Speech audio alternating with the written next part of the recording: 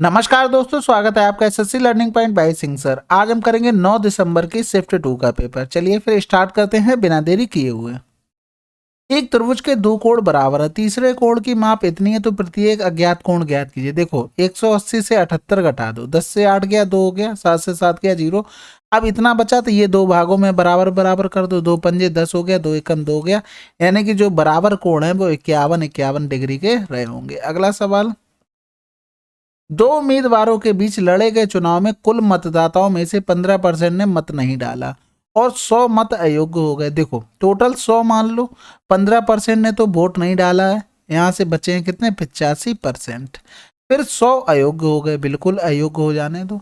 चुनाव जीतने वाले उम्मीदवार ने कुल मतों का 45% मत प्राप्त करके और 400 मतों के अंतर से जीता। मतदाताओं की कुल संख्या बताइए। देखो यहाँ से कह रहा चुनाव जीतने वाले ने कुल मतों का, कुल मत कितने थे, ये थे हमारे, यानी कि इसका 45% 45 हो गया। इसने क्या किया, इतने मत प्राप्त किए हैं। तो यहाँ से देखो सिंपल सी बात ये हो गई कि 45% वोट मिले हैं जीतने वाले। अगर हम इसमें से 400 घटा दें तो जो हारा है उसके वोट आ गए यहाँ से निकल के। अब यहाँ से देखो ये तो टोटल वोट थे, एक सेकंड रुको थोड़ा पेन चेंज कर लें। ये टोटल वोट थे, इसमें से भी हम 45% वोट हटा दें तो दूसरे वाले मेंबर को जो वोट मिले होंगे आगे होंगे। इन्हीं दोनों को हम कर देते हैं क्या, बराबर। हमने बराबर कर दिए, यानी कि हमारी एक इक्वेशन बन गई शानदार सुशील मतलब सुंदर वाली। तो यहाँ से देखो ये इधर जा जाएगा तो 90 बनेगा, यानी कि 85% माइनस का 100 बराबर 90%। और यहाँ से माइनस का 400 हो गया, 400 इधर लेके आ जाएंगे तो यहाँ से देखो इधर सॉल्व कर रहे हैं तो यहाँ से हो जाएगा 300 और इधर हो जाएगा ये 50, इधर जाएगा परसेंटेज में 5% हो गया। यहाँ से अगर 1% की वैल्यू निकालेंगे तो 60 हो गई। हमको चाहिए का टोटल वोट, टोटल वोट हमने 100 माने थे, यानी कि आंसर क्या हो गया 6000 हो गया। ठीक है, अच्छा सवाल था, इसको नोट कर लेना, बार बार प्रैक्टिस कर लेना। अगला सवाल करते हैं। एक शंकुआकार पात्र लोहे का बना है, इसके आधार की त्रिज्या 7 सेंटीमीटर है, ऊंचाई 15 सेंटीमीटर है। यदि लोहे का भार प्रति घन सेंटीमीटर 15 ग्राम है तो पात्र की भार की ज्ञात कीजिए। देखो अगर आपको चेंज करना नहीं आ रहा है तो गोली मार दो उसे, हमारे ऑप्शन सारे अलग अलग हैं, कोई फर्क नहीं पड़ता। देखो क्या हो रहा था, शंकुआकार था 1/3, पाई का मतलब 22/7, आर स्क्वायर का मतलब 7 × 7, ऊंचाई का मतलब 15, यानी कि इतना पूरा वॉल्यूम हो गया। इसमें गुणा करना पड़ेगा 15 तो टोटल आ जाएगा। तो यहाँ से 7 से 7 चला गया, 3 पंजे 15 हो गया। फिर यहाँ से करेंगे 22 पंजे 110 हो गया, 15 सत्ते 105 हो गया। फिर यहाँ से करेंगे देखो 5 11 पन्ना 55 और फिर 11 एकम 11 हो गया। ठीक है, यहाँ पर देखो ये 0 हो गया, यानी कि 11 55 किस में लिखा है, केवल इसमें लिखा है, बस सिंपल सी बात, आंसर आ गया हमारा। अब यहाँ से हमें ये नहीं करना कि चेंज करते घूम रहे हैं, सेंटीमीटर का है तो उधर सेंटीमीटर से घन सेंटीमीटर फिर गुणा कर रहे हैं फिर भाग कर रहे हैं, क्या मतलब है। तुम्हें पता है ऑप्शन सेम होंगे तब हमें करना पड़ेगा, नहीं है तो कोई बात ही नहीं है। बाकी आपको पता है ग्राम को किलोग्राम 1000 से भाग करना पड़ेगा तो हमारा आंसर आ जाएगा। अगला सवाल करते हैं। देखो काफी सिंपल सवाल है ये, इसका कर दो होल स्क्वायर, x-1/x का होल स्क्वायर बराबर करेंगे x² प्लस का 1/x² माइनस का 2 हो जाएगा, ये 66 हो गया, माइनस का 2 यानी कि 64 हो गया।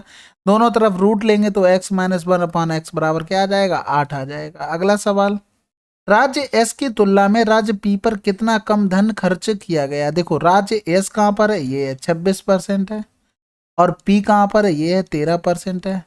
तो कितना कम खर्च किया गया, 13 कम खर्च किया गया, यानी कि 100 की वैल्यू हमको कितनी दी गई थी 1620 दी गई थी। 0 से 0 काट दो, यहाँ से करेंगे 13 दूनी 26, यूनिट डिजिट मिल गया, काम हो गया। अगला सवाल करते हैं। Sine theta plus cos theta upon sine theta minus cos theta की वैल्यू है, ये हमें निकालनी थी। यानी कि सबसे पहले तो यहाँ से फार्मूला खोल देंगे A² माइनस B² वाला, तो यहाँ से लिखेंगे साइन स्क्वायर थीटा प्लस का cos square theta bracket close sine square theta minus का कॉस स्क्वायर थीटा। तो हमें ये तो पता लग गया, ये कितना हो गया हमारा 1 हो गया। इसकी हमें वैल्यू और निकालनी थी, बिल्कुल निकाल लेते हैं। यहाँ से देखो इसमें कंपोनेंडो एंड डिविडेंडो लगा दें तो क्या हो जाएगा sine theta upon cos theta कितना हो जाएगा 3 2 5/3 से 2 गया 1 हो गया। तो यहाँ से लिख सकते हैं टेन थीटा बराबर 5/1, यानी कि अगर हम चित्र बनाएंगे बढ़िया सा सुंदर सुशील तो ये हो जाएगा 55 25 1 26 √26 आ गया।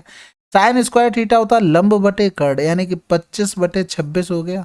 माइनस का कॉस स्क्वायर थीटा होता है आधार बटे कर्ण, यानी कि 1/26 हो जाएगा, यानी कि 25 से 1 जाएगा तो 24 हो गया। 24/26 आंसर आ गया क्या, 12/13। समझ गए होगे। अगला सवाल करते हैं।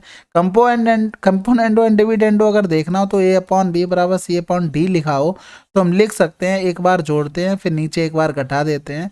इसी तरीके से सी प्लस का डी, सी माइनस का डी, तो देखो इससे हम इस पर भी पहुंच सकते हैं और इससे इस पर भी, तो यही बहुत अच्छा तरीका होता है। अगला सवाल, कॉस ए माइनस बी, देखो कॉस में ये किसकी वैल्यू होती है, 30 डिग्री की होती है, यानी कि कॉस 30 कंपेयर करेंगे तो ए माइनस का बी बराबर क्या हो गया, 30 हो गया।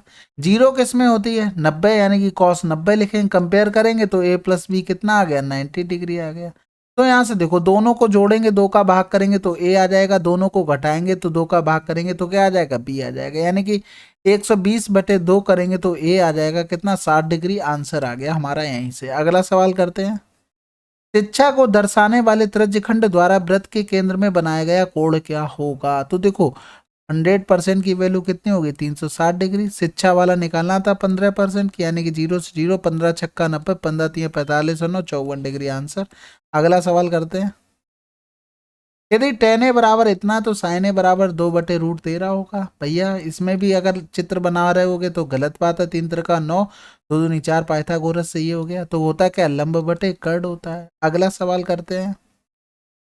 20 पुरुष एक कार्य को 220 दिनों में समाप्त कर सकते हैं, लेकिन 90 दिनों के पूरे होने पर 20 और पुरुष नियोजित किए जाते हैं। कार्य को समाप्त होने में और कितने दिन लगेंगे, देखो 90 दिनों के पूरे होने के बाद काम कितने दिन का बचा था, 220 माइनस का 90 करेंगे, यानी कि 0 12 से 9 गया, बचा कितना, 3 बच गया। ठीक है, तो यहाँ से 130 दिन का काम बचा था 20 पुरुषों का, लेकिन क्या हुआ, 20 पुरुष और आ गए, पुरुष हो गए 40, ये काम x दिनों में निपटा देंगे। 20 दूनी 40 हो गया, यहाँ से करेंगे 2 छक्के 12, 2 पंजे 10, यानी कि अभी 65 दिन और लग जाएंगे। अगला सवाल, सोफिया ने 12% की हानि पर इतने की कीमत पर और 18% का उसे लाभ कमाना तो कितने में बेचेगी। तो देखो 46068 अपॉन हो गया 12% हानि, यानी कि 88, अब 18% का लाभ चाहिए, यानी कि 118, 11 अट्ठे 88 हो गया, 11 चौक 44 हो गया, बचा कितना है 2, फिर 11 एकम 11 हो गया, बचा कितना है 9, फिर 11 अट्ठे 88 हो गया, फिर 11 अट्ठे 88 हो गया। यहाँ से करेंगे तो देखो यहाँ से पहले इसको काट लो, 2 पंजे 10 हो गया, 2 में 18, 2 चौकू 8 हो गया, यहाँ से करेंगे 4 एकम 4, 0 4 चौकू 16, 4 सत्ते 28, 1047 इंटू 59 हो गया। अब यहाँ से देखो यूनिट डिजिट भी नहीं कर सकते क्योंकि क्या था, हमको बिल्कुल उसने 3 2 जगह लगा दिए थे, तो यहाँ से इसको हम लिख सकते थे 60 माइनस का 1, इतना तो लिख ही सकते। 6 का गुणा करेंगे तो 0 6 सत्ते 42 हो गया, 6 चौक 24 और 4 28 हो गया, 6 एकम 6 हो गया, माइनस करेंगे 1047, 10 से 7 गया 3 बचा, 11 से 4 गया 7 बचा, और फिर यहाँ से करेंगे कितना, 7 बचा, फिर 2 से 1 गया 1 बचा, 6 बचा, 61,773 आंसर। अगला सवाल, त्रिभुज एबीसी और डीईएफ समरूप है, यदि ए बी बराबर इतना, बी सी बराबर इतना, ए सी बराबर इतना, डीईएफ की सबसे छोटी भुजा की लंबाई 200 सेंटीमीटर है। देखो कितनी होगी 200 सेंटीमीटर। डीईएफ की सबसे लंबी भुजा की लंबाई कितनी होगी, देखो डीईएफ की सबसे छोटी भुजा, तो एबीसी की सबसे छोटी भुजा कौन सी है, 48 है, बहुत बढ़िया बात है। अब डीई की सबसे लंबी भुजा चाहिए, तो देखो डीईएफ नीचे लिखा हुआ है और एबीसी ऊपर लिखा हुआ, तो उसी लाइन में लिखेंगे। तो इसकी देखो एबीसी वाले की सबसे बड़ी भुजा कौन सी है, 120 है, इसकी हमें निकालनी थी, बस इतना सवाल था, सिंपल सा शुद्धि, बिल्कुल। 12 एकम 12, 12 चौक 48, 4 पंजे 20 हो गए, आंसर आ गया 500 सेंटीमीटर। अगला सवाल, What is the present value of 10,000 received in 2 years if the interest rate is 12% per year discounted semi-annual। देखो अर्धवार्षिक बात हो रही, तो रेट तो हमारी आधी हो जाएगी, टाइम हमारा कितना हो जाएगा, 6 महीने की, 2 साल में क्या स्लैब बनेगी, 4 स्लैब बनेगी, यानी टाइम हो गया 4 साल। सवाल समझ गए कितना कैलकुलेटिव है, और ऑप्शन भी एक बार आप लोग देख लो, समझ गए होगे बात को। तो यहाँ से देखो 2 तरीके से कर सकते थे, एक तो देखो ये फार्मूला होता है आर क्यू हो गया, यानी कि 6 का क्यूब करेंगे तो 216 हो गया, 6 36, 36 दिया 108 हो गया, फिर 6 दिया 18 हो गया। यहाँ से देखो केवल 2 नंबर छोड़ते हैं, ये 2 आगे चला जाएगा, 8 तो 10, यानी कि 2 नंबर छोड़ते हैं, ये 1 आगे चला जाएगा, ये 19 बन गया। ये कै साल का आता है, ये आया है केवल हमारा 3 साल का, 1 साल का हमें और चाहिए था।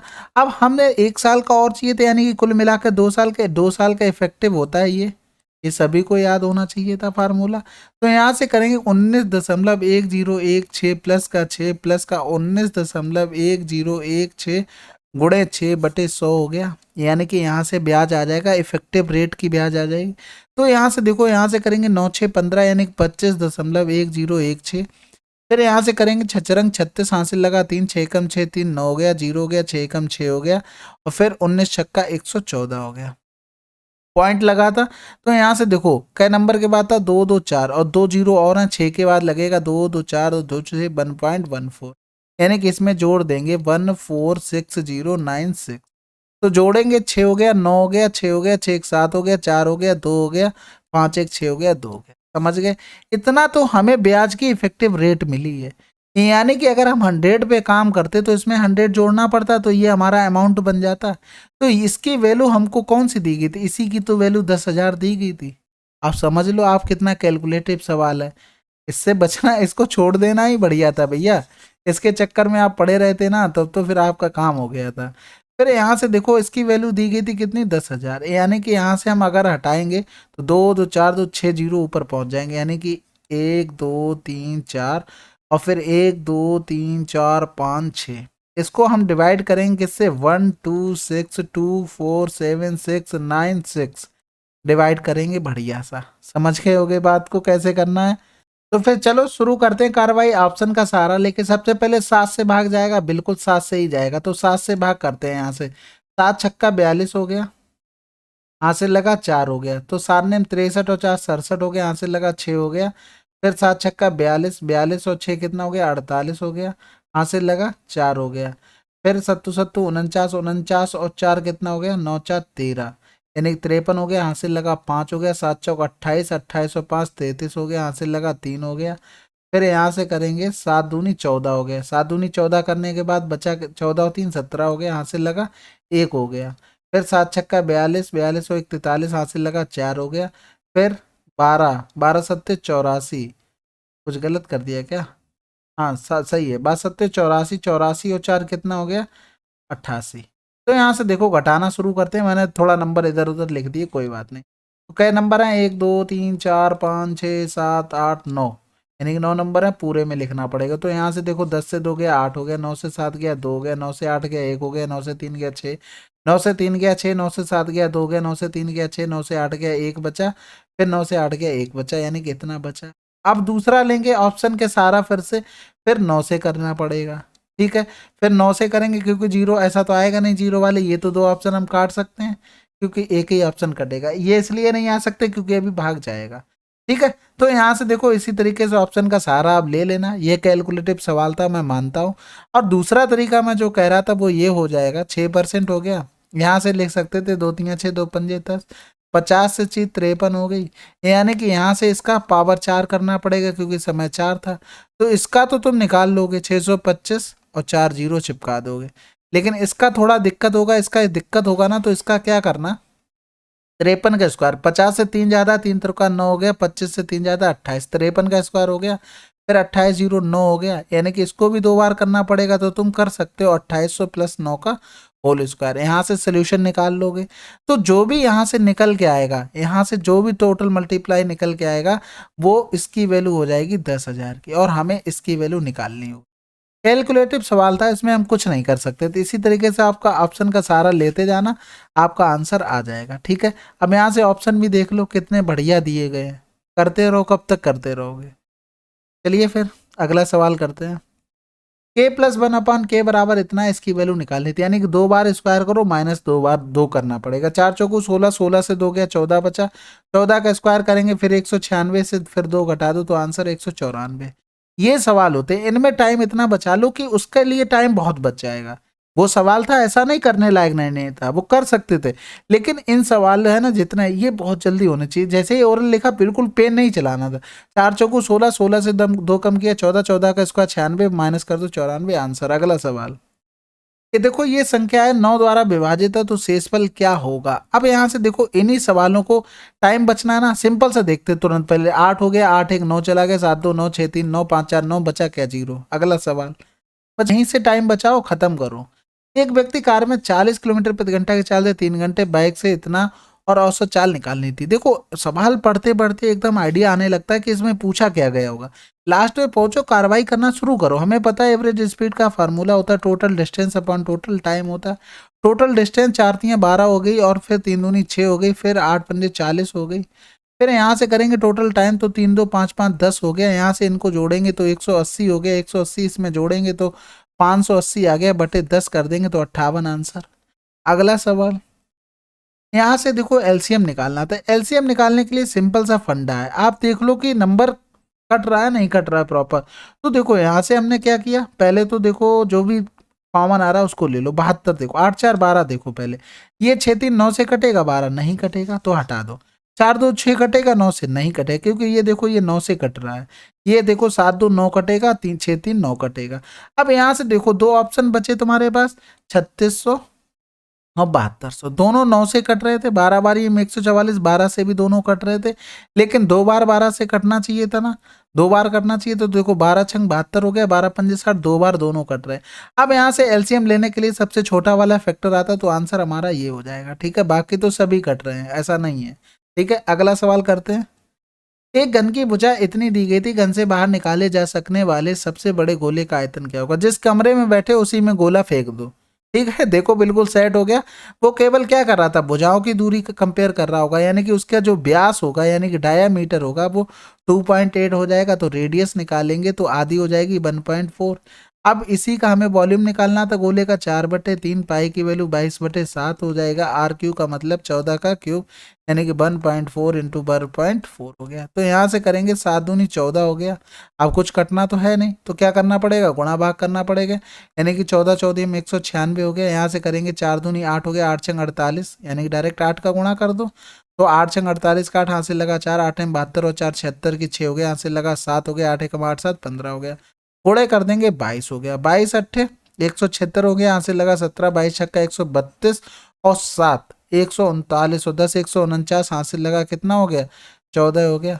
फिर 22×5=110 हो गया, 110 और 4 114 और 10 124, हासिल लगा 12 हो गया, 22×1=22 और 5 22×1=22 और 12 34 हो गया। समझ गए, यानी कि अब 34 9 6 में भाग करना था 3 से, 3×1=3 हो गया, 3×1=3 हो गया, बचा कितना 1 3 चौकू 12 हो गया, फिर बचा 2 3 27 हो गया, यानी कि 11.49 के आसपास। तो आंसर क्या हो गया, 11.50। 49 के सबसे नजदीक 50 होता है। ठीक है, अगला सवाल करते हैं। P+Q बराबर इतना है, PQ बराबर इतना है, इसकी वैल्यू निकालनी थी। बिल्कुल सिंपल एकदम रद्दी सवाल था ये तो। ठीक है, तो यहाँ से देखो इसको क्या लिख सकते थे, P+Q लिख सकते थे, P² प्लस का Q² और प्लस का माइनस हो जाएगा अंदर जाके, PQ हो जाएगा। यहाँ से देखो इसको क्या लिख सकते थे, इसको लिख सकते थे P+Q का होल स्क्वायर, माइनस का 2PQ लिख सकते थे, ये माइनस हो जाएगा PQ, यानी कि यहाँ से हम लिख सकते थे P+Q की जगह 6 18 हो गया। यहाँ से लिखते तो 6×36 माइनस का 3PQ, यानी कि 4×3=12 हो जाता, तो 12 यानी कि 6 से 2 गया, 4 3 से गया 2 गया, यानी कि गुणा 18 18 चौक 72 हो गया, यहाँ से लगा 7 18 36 और 7 43, आंसर आ गया। अगला सवाल करते हैं। एक दुकानदार एक पंखे के अंकित मूल्य पर पहले 85 की नगद छूट देता है और फिर 10% 2% की क्रमागत 2 छूट देता है। यदि पंखे का अंकित मूल्य 1285 है तो उसका विक्रय मूल्य क्या होगा। तो देखो 1285 पे 85 की छूट दे दी, 1200 रुपये बचा, फिर 10% की छूट का मतलब 9/10, 2% की छूट मतलब 98/100। तो 2 जीरो यहाँ से चले गए, बिल्कुल चले जाएंगे। फिर यहाँ से गुणा कर लेते हैं, 9×8=72, 2 हासिल लगा 7 हो गया, 9×9=81 और 7 88 हो गया। गुणा कर देंगे 12 12 दूनी 24 हो गया, हासिल लगा 2 हो गया, 12×8=96, 2 98 हो गया। आंसर हमारा आ जाएगा, नहीं आएगा, 2 जगह 8 4 दे दिया था। तो देखो 12×8=96 यानी कि हासिल लगा 9 हो गया, 12×8=96 96 और 9×6=15 यानी कि 105। अब तो आ जाएगा ना जब पूरा कर लिया। अगला सवाल, मीनू और दया क्रमशः 10 किलोमीटर प्रति घंटा 25 किलोमीटर प्रति घंटा की चाल से ए से बी तक 105 किलोमीटर की दूरी तय करते हैं। दया पहले बिंदु बी पर पहुंचती है और तुरंत लौटती है और मीनू से बिंदु सी पर मिलती है। बिंदु ए से बिंदु सी तक की दूरी ज्ञात कीजिए। देखो टोटल दूरी कितनी हो गई, 105 किलोमीटर। अब यहां से क्या हुआ, एक थी कोई मीनू, एक थी दया। मीनू की दया की चाल थी ज्यादा, तो दया ने क्या किया, फटाफट से यहाँ पर दौड़ी और यहाँ से फिर वापस आने लगी। तब तक दया ने केवल इतनी ही दूरी तय कर पाई। तो यानी कि इतनी जो डिस्टेंस दया ने तय की है और मीनू ने तय की है, टाइम तो दोनों में बराबर रहा, टाइम तो दोनों में बराबर रहा। यानी कि हम यहाँ से लिख सकते थे, अगर इस दूरी को अगर हम x मान लें। एक चीज और सोचना कि साला x से सभी लोग इतना चिढ़ते हैं, फिर भी मैथ में ज्यादातर छोटे से बढ़ाते चले जाते हैं। मान लो x, ठीक है ना, तो वो x चेंज होना चाहिए था। x हो गया तो ये दूरी 105 माइनस x हो गई, ठीक है। अब यहां से देखो, सिंपल सी बात है, दोनों में टाइम बराबर है। यानी कि यहां से देखो, दया अगर चलती तो कितना टाइम लेती, 105/25 प्लस का x/25, ये टोटल टाइम लेती। मीनू ने कितना टाइम लिया, 105 माइनस का x/10, इतना टाइम लिया मीनू ने। यानी कि यहां से हम लिख सकते थे 105 माइनस का x/10, 105 प्लस का x/25 लिख सकते थे। 25 हो गया, 5 दूनी 10 हो गया। यानी कि अगर यहाँ से लिखेंगे, यहाँ से हम लिखते हैं तो 105 प्लस का x/105 माइनस का x हो गया। यहाँ से आ जाएगा 5/2, कंपोनेंडो एंड डिविडेंडो लगा दे, बिल्कुल 105/x हो गया, 5 2 7 हो गया, 5 से 2 गया 3 हो गया। यहाँ से करेंगे 15 सत्ते 105, तो x बराबर कितना आ गया, 45 आ गया। यानी कि ये 45 आ गया। तो कह रहा था ए से ये था, ये सी था, इसकी दूरी यानी कि 45 घटाना पड़ेगा। तो 0 10 से 4 गया 6, यानी कि ये दूरी कितनी होगी, 60 किलोमीटर। ठीक है, अगला सवाल, 3681 x का मान क्या होगा। देखो, आप अगर पेपर में ये सवाल कर रहे हैं ना, तो रफ में इतना सब कुछ लिखने की जरूरत नहीं, बटे कर रहे हैं, केवल क्या आना चाहिए तरफ में, 9 चौक 36, 9 नेम 81। फिर यहाँ से देखो, जब 63 आ गया तो 9 सत्ते 63, 7 चौक 28, बस इतना दिमाग में कैलकुलेशन होनी चाहिए। अगर पूरा आप लिखोगे ना, तो फिर देखो आप पीछे रह रहे हैं कहीं ना कहीं, प्रैक्टिस इतनी बढ़ानी पड़ेगी। देखो, सभी कंपनियों में काम करने वाले अधिकारियों की कुल संख्या क्या है, तो सबको जोड़ना पड़ेगा, सिंपल सी बात है। तो 6 4 10 5 15 3 18 4 22, 22 और 8 कितना हो गया, 30 हो गया।